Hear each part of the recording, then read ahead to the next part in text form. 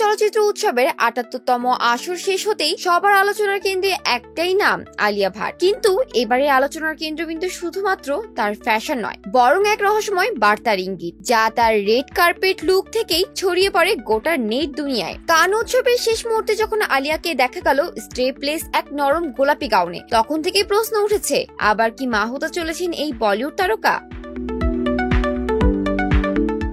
রণবীর আলিয়া দম্পতির প্রথম সন্তান রাহা এখন হাঁটাচলা করে বেড়ায়, কিন্তু এবার কান ফেস্টিভ্যালে আলিয়ার শরীরী ভঙ্গি, হাঁটার ধরন আর পোশাকের নিচে সামান্য ফোলা ভাব যেন নতুন করে আগুনে ঘি ঢাললো। নেটিজেনদের চোখে সেটা বেবি বাম্পি মনে হলো। ইনস্টাগ্রামে একের পর এক মন্তব্য, আলিয়া কি সত্যি প্রেগনেন্ট, এই প্রশ্নেই ঘুরপাক খাচ্ছে। তবে এই গুঞ্জনের সূচনা কিন্তু একদিনে হয়নি। কিছুদিন আগেই এক সাক্ষাৎকারে আলিয়া জানিয়েছিলেন রাহার নামকরণ করেন তার শাশুড়ি নিতু কাপুর, আর তখনই আলিয়া মজার ছলে বলেছিলেন একটি ছেলের নাম আগে ভেবে রেখেছেন, যেটা খুব পছন্দ তার। তখনই অনেকেই বুঝে নেন দ্বিতীয় সন্তানের পরিকল্পনা হয়তো অনেক আগেই করে রেখেছেন কাপুর পরিবার।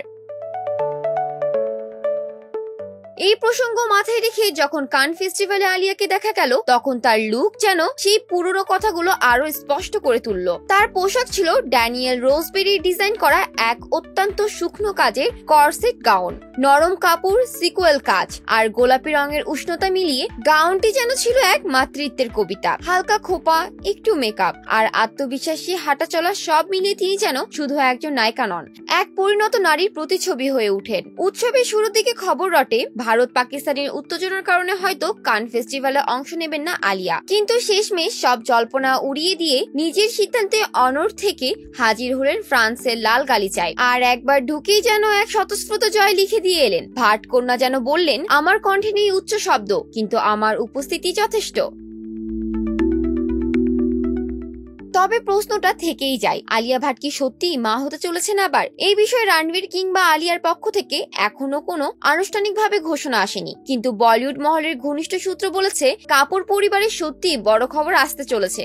এমনকি নিতু কাপুরও সম্প্রতি এক ঘনিষ্ঠ আড্ডায় মুখ টিপে হাসাই জল্পনা আরো গাঢ় হয়েছে। এর বাইরে এক মজার বিষয় হলো, রাহার জন্মের সময়ও আলিয়া এমন এক হালকা গোলাপি রঙের গাউনেই প্রথম মা হওয়ার পর প্রকাশ্যে এসেছিলেন। আবার সেই রং, আবার সেই লাবণ্য, সব যেন এক প্রকার সিগনেচার ক্লু হয়ে দেখা দিল এই কান ফেস্টিভ্যালে।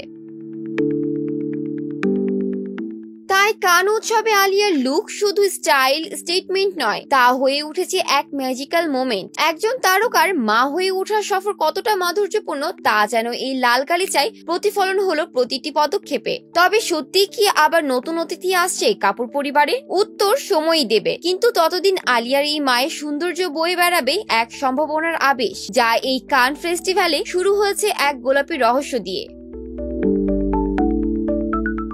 জান্নাতুল ফেরদৌস, শোবিজ 24, ঢাকা।